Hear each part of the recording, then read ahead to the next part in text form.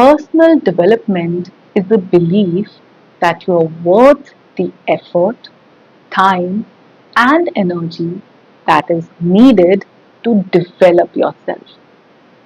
And when we strive to become better than we already are, everything around us becomes better too. So, hello, my dear learners. Welcome to a wholesome personal development session here at Skillfident with your mentor, Namita. Today's session is all about enhancing your current self. It's about becoming your better version. Today's session will help you improve a lot of skills of yours, improve different areas of your life so that you can live with lot more confidence, you can communicate with lot of courage, and you can carry a personality which not only the other people, you yourself like the most. And these things don't just happen by working on your English. That, okay, I just want to be fluent in English and that will help me do everything. No.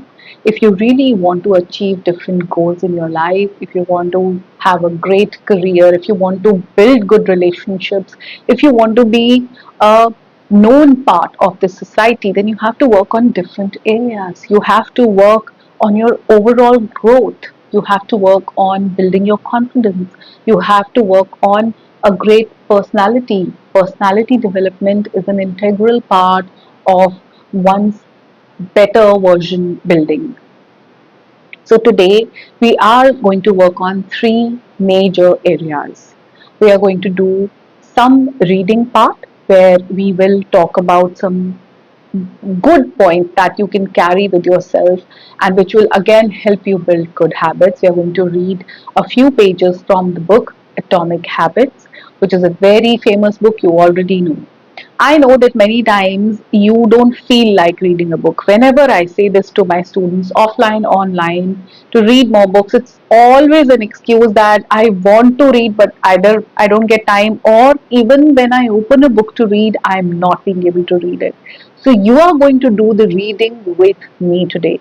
This is a warming up thing. We will begin the session with a little bit of book reading. You'll warm up with me. You'll notice the words that are all being spoken into your ears. It's more of a listening practice. So I would say that you continue doing the work that you are doing. You're driving your car, you are walking. I would say that plug your earphones on and just go for a walk and keep listening to this session. These are the sessions which will help you enhance yourself by just doing whatever you're doing. So focus more on listening, but if you feel like sitting properly and attending the session, then switch the subtitles on.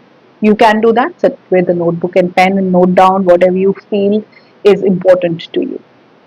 So we'll begin the session with warming up, which is a book reading.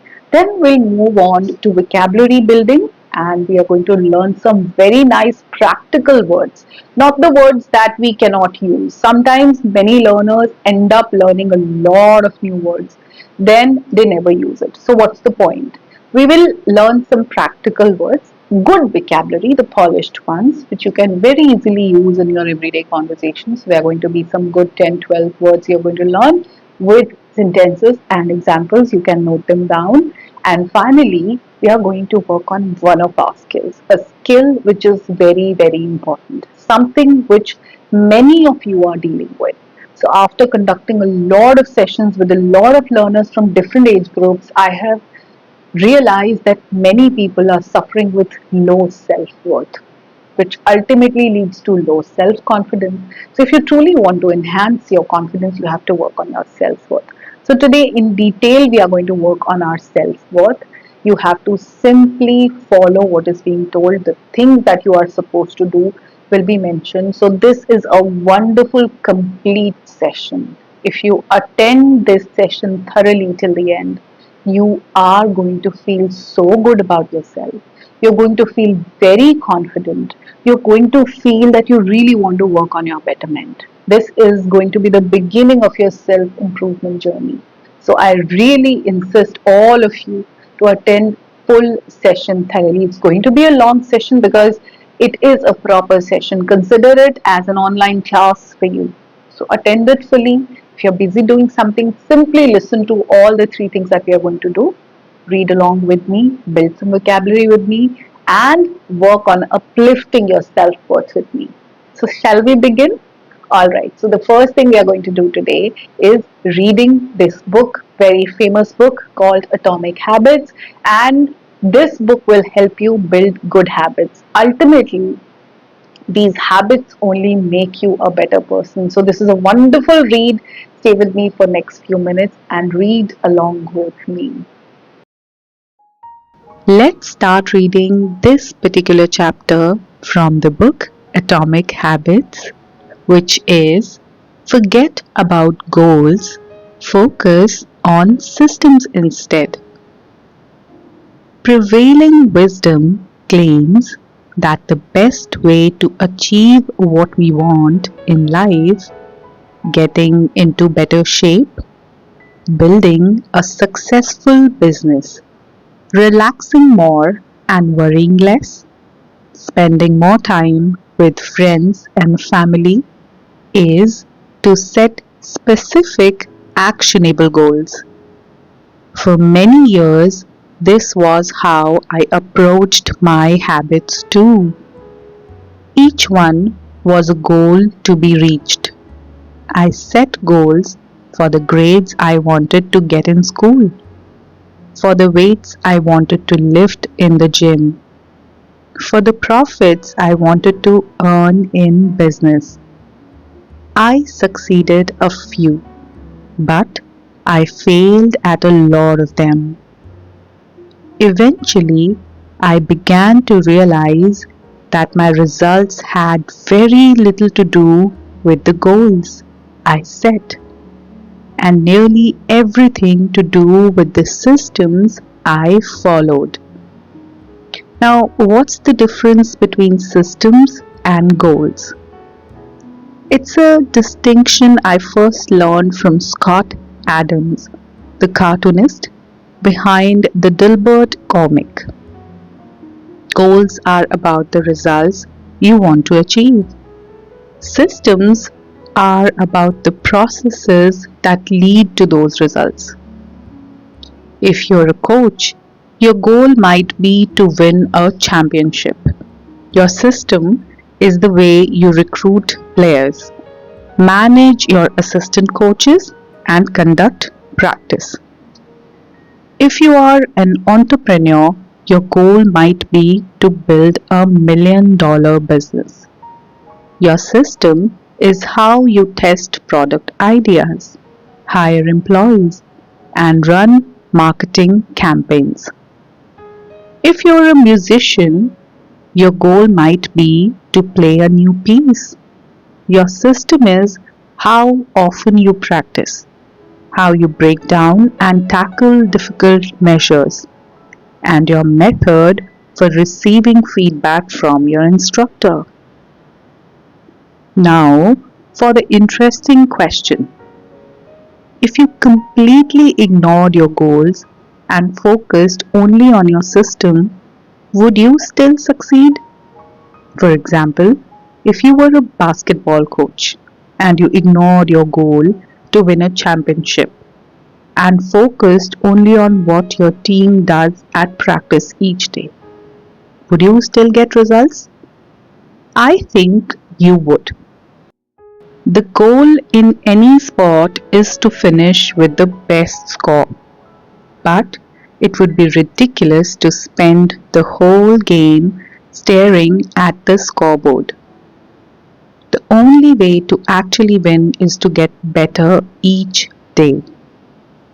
In the words of three-time Super Bowl winner Bill Walsh, the score takes care of itself. The same is true for other areas of life. If you want better results, then forget about setting goals. Focus on your system instead. What do I mean by this? Are goals completely useless? Of course not. Goals are good for setting a direction, but systems are best for making progress. A handful of problems arise when you spend too much time thinking about your goals and not enough time designing your systems. Now, here problem 1 is mentioned. Winners and losers have the same goals. Goal setting suffers from a serious case of survivorship bias. We concentrate on the people who end up winning, the survivors, and mistakenly assumed that ambitious goals led to their success while overlooking all of the people who had the same objective but didn't succeed. Every Olympian wants to win a gold medal. Every candidate wants to get the job. And if successful and unsuccessful people share the same goals, then the goal cannot be what differentiates the winners from the losers. It wasn't the goal of winning the Tour de France that propelled the British cyclists to the top of the sport. Presumably, they had wanted to win the race every year before, just like every other professional team. The goal had always been there. It was only when they implemented a system of continuous small improvements that they achieved a different outcome. Problem 2 here says achieving a goal is only a momentary change. Imagine you have a messy room and you set a goal to clean it. If you summon the energy to tidy up, then you will have a clean room for now. But if you maintain the same sloppy pack rat habits that lead to a messy room in the first place, soon you will be looking at a new pile of clutter and hoping for another burst of motivation. You are left chasing the same outcome because you never changed the system behind it. You treated a symptom without addressing the cause. Achieving a goal only changes your life for the moment. That's the counterintuitive thing about improvement. We think we need to change our results, but the results are not the problem. What we really need to change are the systems that cause those results. When you solve problems at the results level, you only solve them temporarily. In order to improve for good, you need to solve problems at the systems level. Fix the inputs and the outputs will fix themselves. Problem 3. Goals restrict your happiness. The implicit assumption behind any goal is this: once I reach my goal, then I'll be happy. The problem with the goals first mentality is that you are continually putting happiness off until the next milestone. I've slipped into this trap so many times I have lost count. For years, happiness was always something for my future self to enjoy. I promised myself that once I gained 20 pounds of muscle, or after my business was featured in New York Times, then I could finally relax. Furthermore, goals create an either or conflict. Either you achieve your goal and are successful, or you fail and you are a disappointment. You mentally box yourself into a narrow version of happiness. This is misguided. It is unlikely that your actual path through life will match the exact journey you had in mind when you set out. It makes no sense to restrict your satisfaction to one scenario when there are many paths to success. A systems first mentality provides the antidote. When you fall in love with the process rather than the product, you don't have to wait to give yourself permission to be happy. You can be satisfied anytime your system is running. And a system can be successful in many different forms, not just the one you first envision. Problem 4.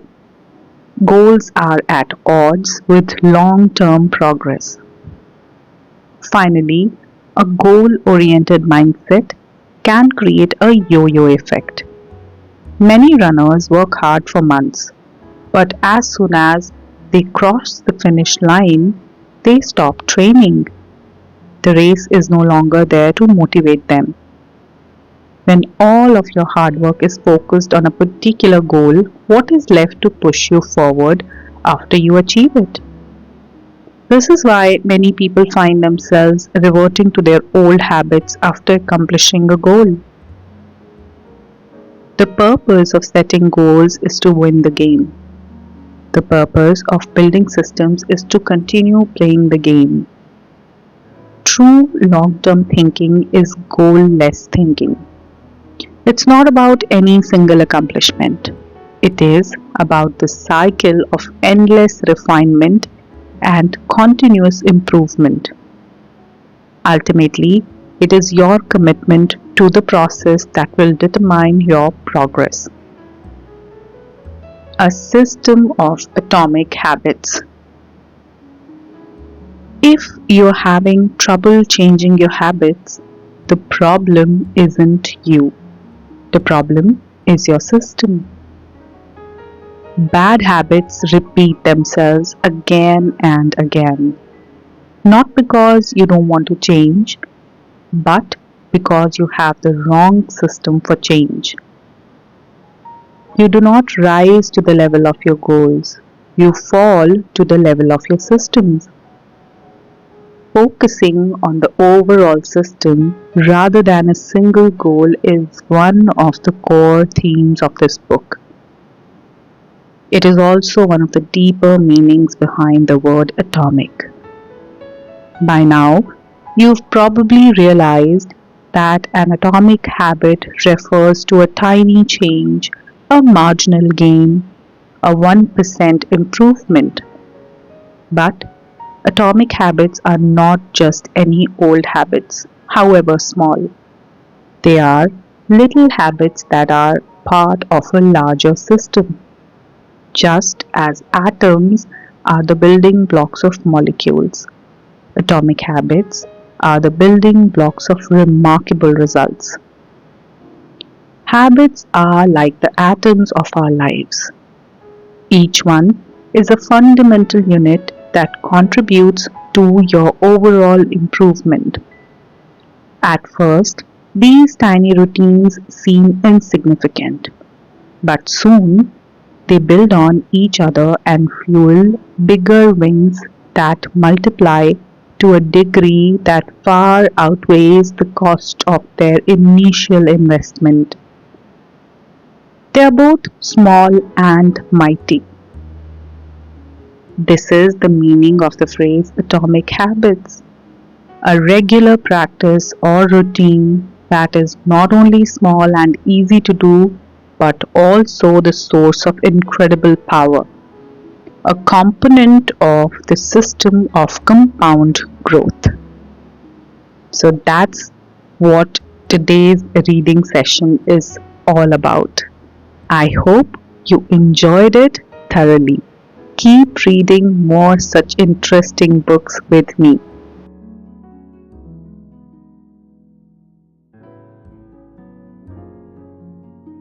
So, my dear learners, how was this read? Have you realized the importance of building good habits and how you can actually do it? I know many times you struggle with building good habits. You want to do that, but you are not being able to do it continuously and consistently for 21 days.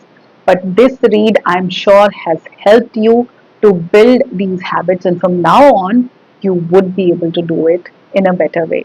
I've already highlighted some beautiful points, but if there are some sentences or some quotes that you feel are going to help you in future, you can consider noting them down. Now let's move on to the vocabulary building exercise. This is a wonderful, wonderful vocabulary building part. You will learn some amazing words. These words are not new to you, but you have not been able to use them because you don't know the clear meaning or you don't know the usage. So these are normal, good vocabulary words which will help you polish your English speaking skills. Listen to each vocabulary word. If you can note them down, nothing like it. Make sentences when you are listening to a word. Make one sentences of your own, though I will be telling you some sentences, but you have to make your own sentences. Then the word will stay in your memory for a long time, and when you start using them, you will be able to use them as often as you want to. So, the first word that we are going to learn today is nostalgic. Now, nostalgic is a feeling where one feels happy or sad thinking that it happened in the past. Just like when you think about your childhood, you're happy about the days, but you also feel sad that those days are simply gone. Now, how can we use nostalgic in our sentences? Like, when we were talking about that old friend of mine, it made me feel nostalgic. Or, we had a nostalgic look at the old family pictures. Another sentence can be, when the song from the 90s was played, I suddenly felt nostalgic. The school memories always make me so nostalgic. So let me know, how can you use nostalgic in your sentences? The next word is replicate. Now, replicate mean to make a copy of something in the exact same way. It's like copying the original. If I have to tell you in very simple words, I would say it means to duplicate, copy, or remake of something. Something which is very close to the original design. Now, how can you use replicate in your sentences? Like this: I tried replicating the chocolate cake design just for practice. Or, this book is just the replica of the original work. Or, my friend had sent me the images of her design to replicate the same. So let me know your sentences for the word replicate. The next word is unbiased. Unbiased. Now, when someone make a fair judgment or advice without taking anyone's side or getting in someone's influence, then you can say that this person is unbiased. Now, using it in sentences is very simple. You can tell somebody that I can trust you as you've always given me an unbiased advice. Another sentence can be, it was an unbiased decision by the cricket umpire. News reporters should remain unbiased while reporting. So, this is a simple word. You can easily use it in your sentences. The fourth word is conquer. Conquer. Conquer simply means to acquire or to overcome something. The sentences will make the meaning more clear to you. Conquer the fear of public speaking that is inside you. And I mean it. Alright, my dear learners. Another sentence can be, to conquer your flaws, you must first accept it. Another sentence is, she's always ready to conquer the world with that attitude of hers. The next word is resemblance. Now, when you find someone or something that looks like each other or similar looking, then you can use this word, resemblance.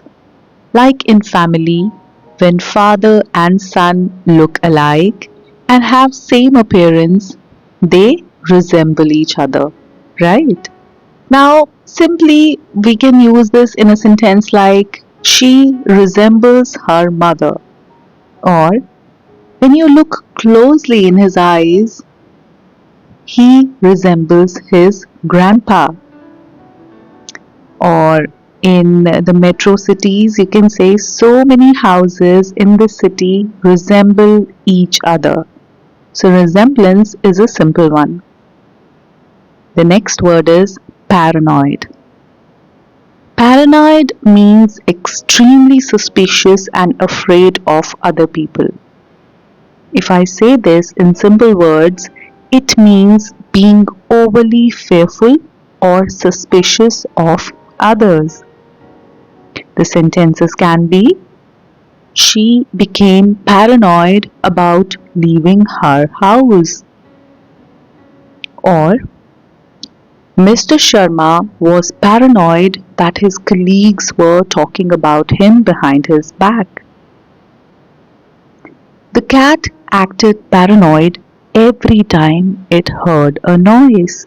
So you can also use paranoid very easily in your everyday conversations. The next word is apparently. Now, apparently means something that is obvious, something that you've heard but you're not sure if it is true, or when a situation is different from what it looks like.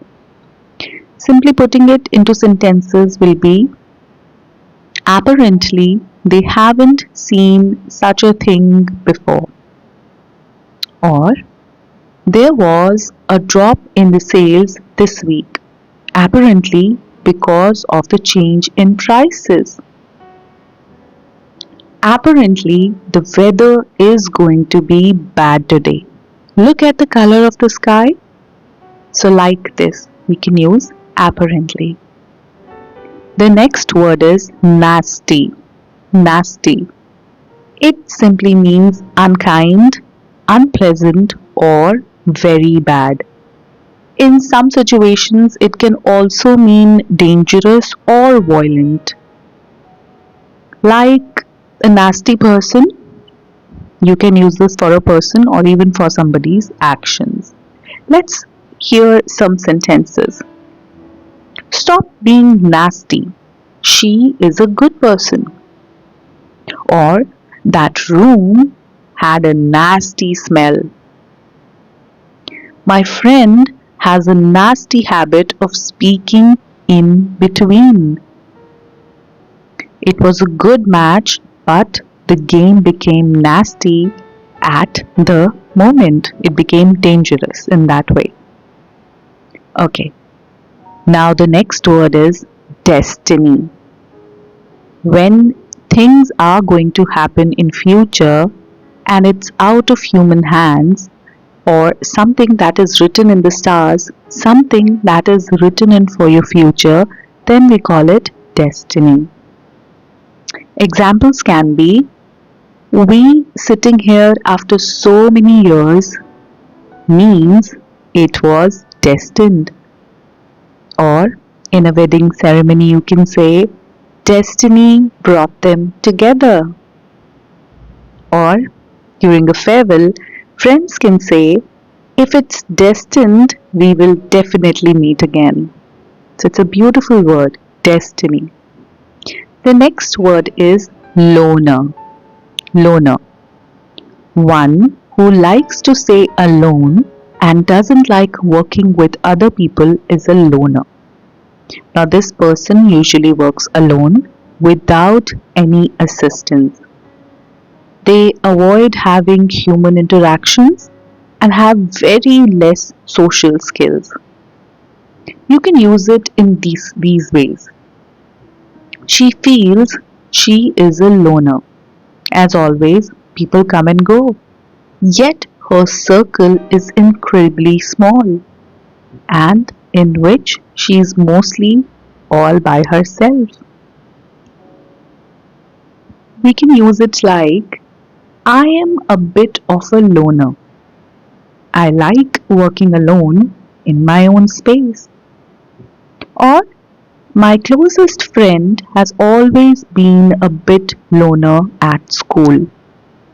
So you can use loner for yourself or while describing somebody else.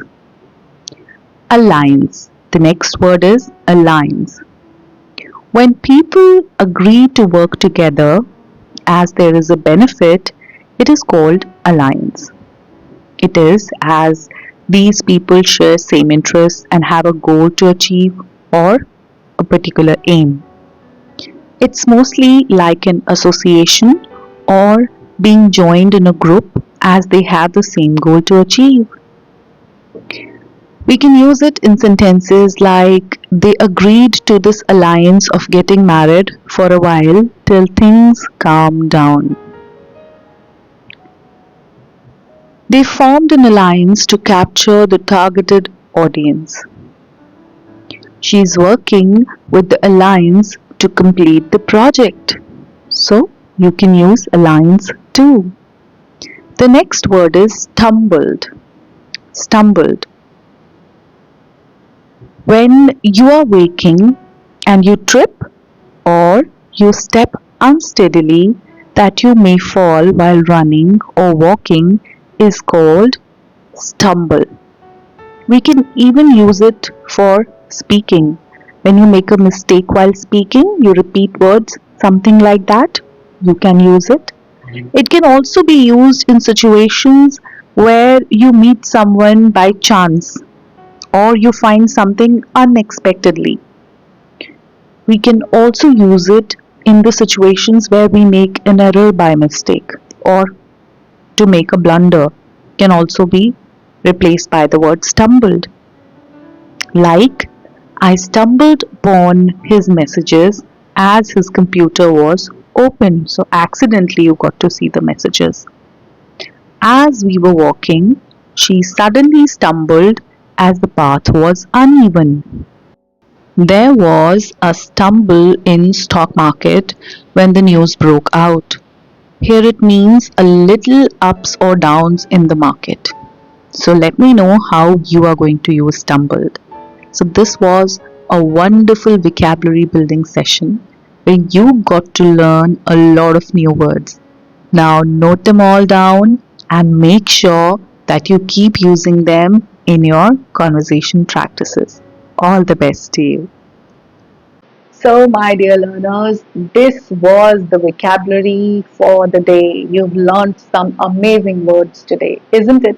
Let me know the favorite word with the sentence of your own in the comment section. I'll be waiting for the comments because this will tell me how many of you learners have come this far.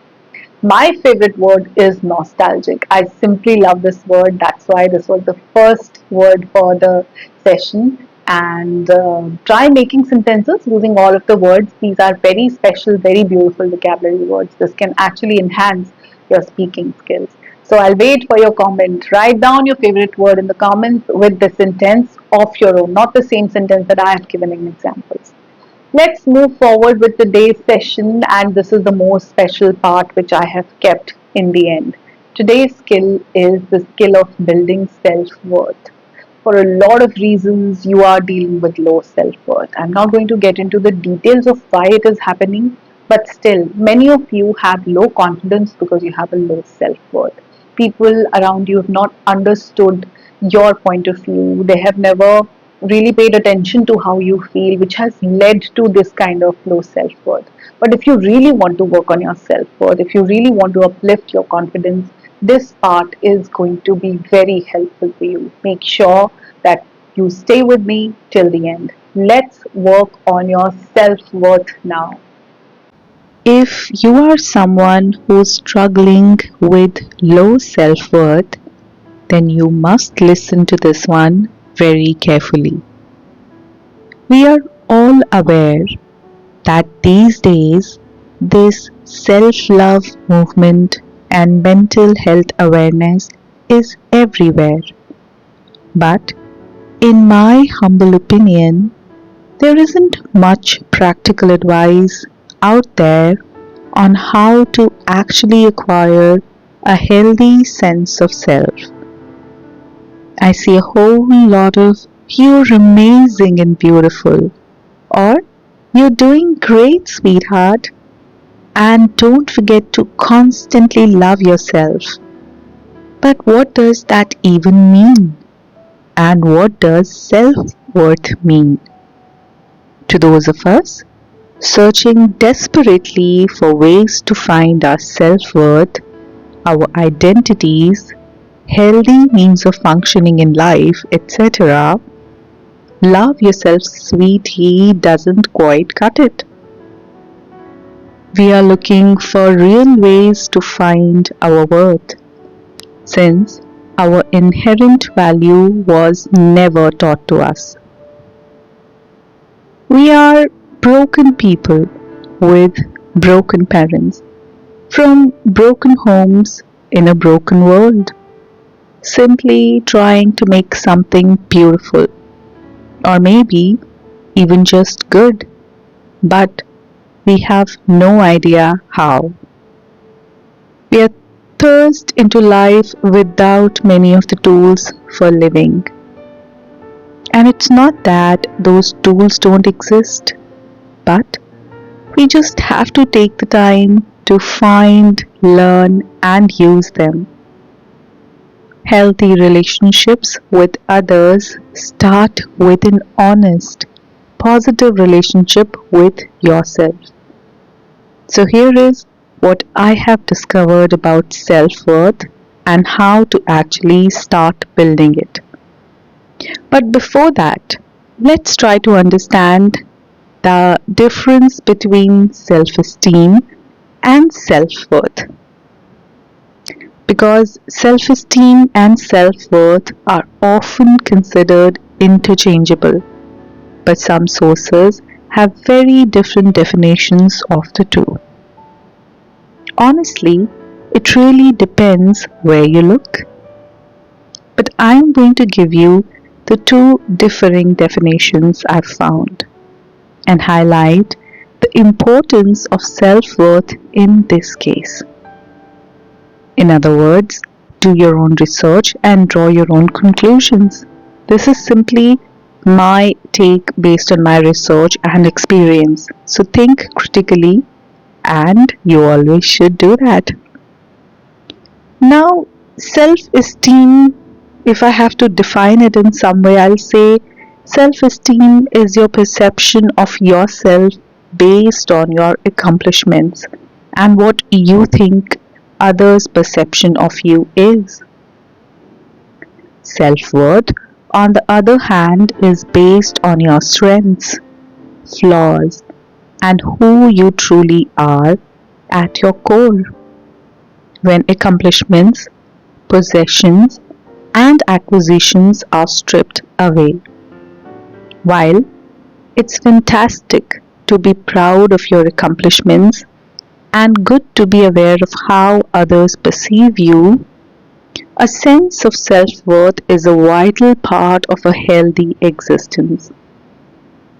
Your inherent value as a person does not stem from your accomplishments or what others think of you. Now, everybody talks about self love, but what exactly is self love? Well, self love isn't sleeping in till noon or avoiding your responsibilities because they are difficult. True self love is doing the hard things, like taking care of yourself, facing tough decisions rather than avoiding them. getting to know who you really are, and acknowledging both the good and the bad, the strengths and the weaknesses. So, let's try to understand self worth. There are a number of reasons why we are taught the importance of self worth. Maybe because you lived in the shadow of a seemingly perfect sibling. Maybe you are the black sheep in your family. Or maybe you had overly critical or absent parents, or an abusive life partner. Growing up, many of us saw our parents treat each other with disrespect and watched our mother crumble into an existence of oblivion to her self worth as a wife, mother, and woman. How in the world was she supposed to teach her children about self worth when she doesn't know her own? Please understand this. Knowing your own self worth is bigger than you. You never know who's watching or whose lives you may be influencing. I don't know your story, but only you have the power to build your sense of self.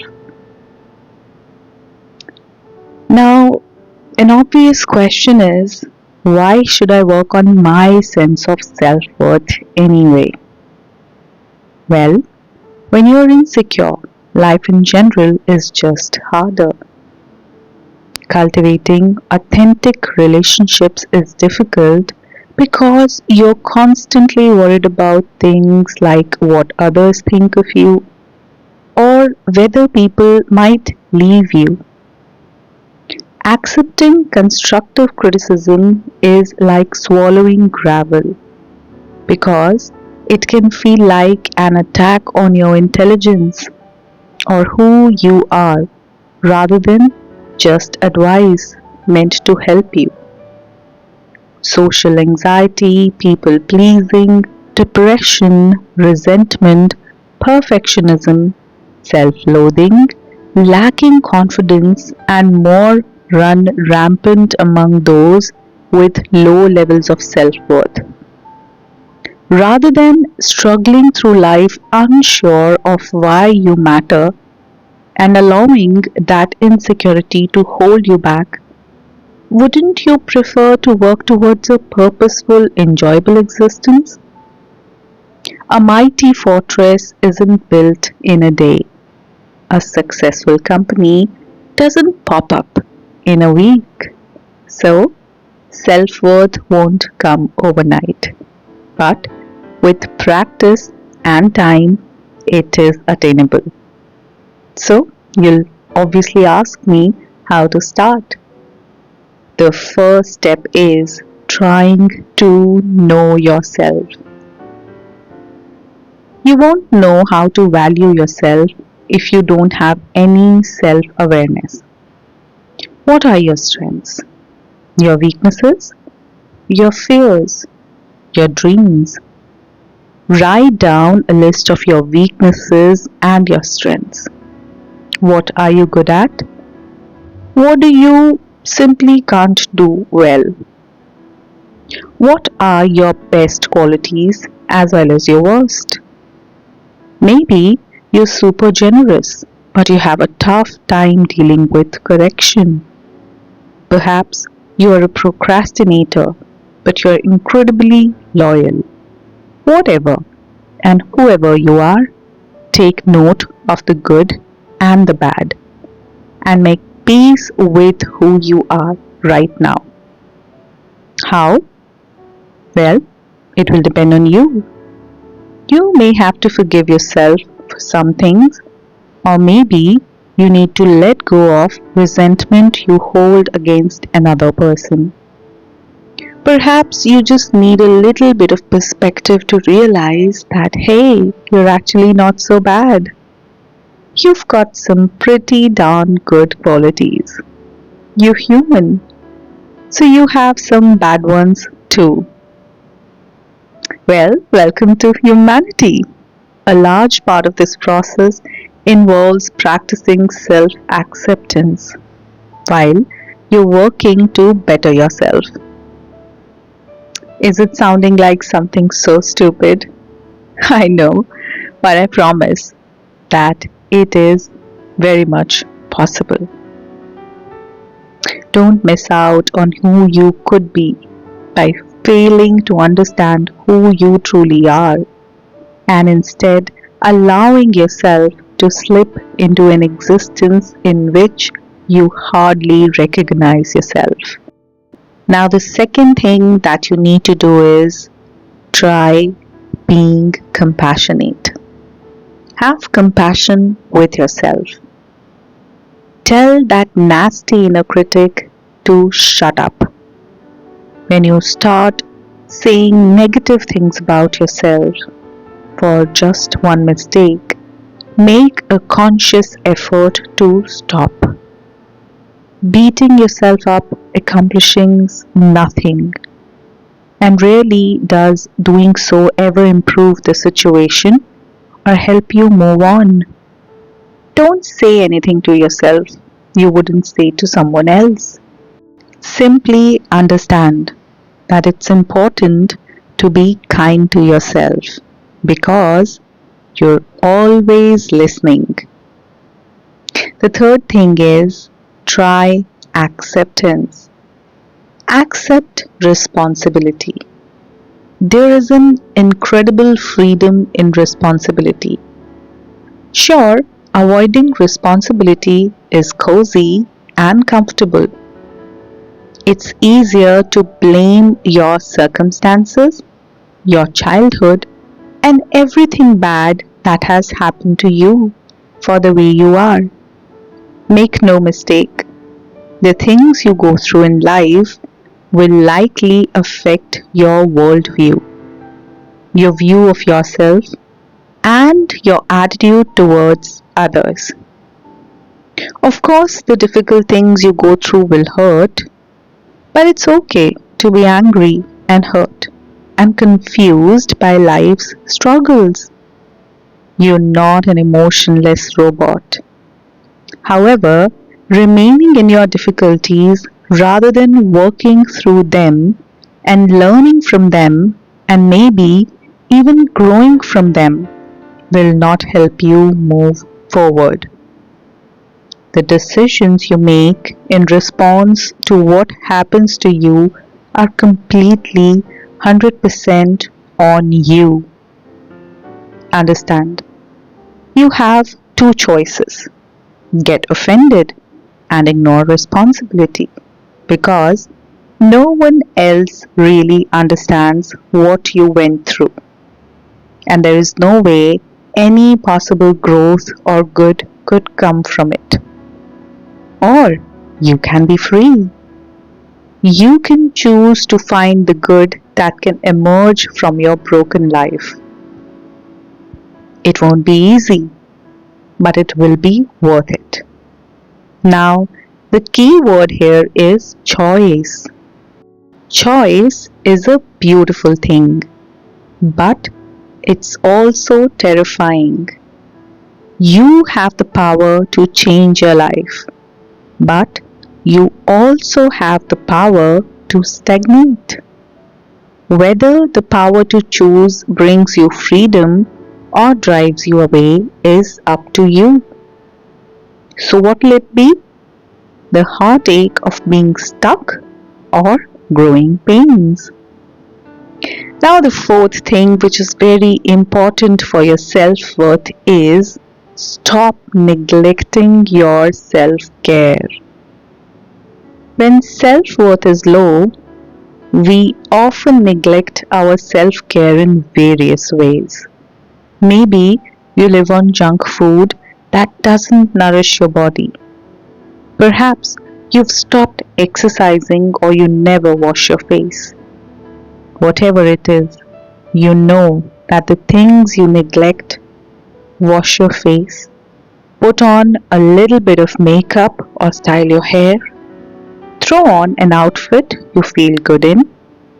Doing these things won't magically build your self worth, but these small actions are powerful, subconscious reminders that you're worth taking care of.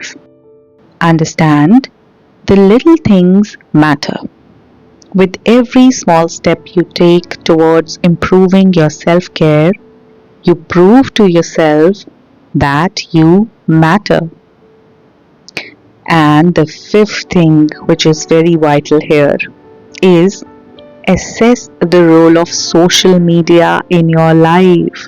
Well, I know social media can be a powerful tool for good, but it can also be incredibly harmful.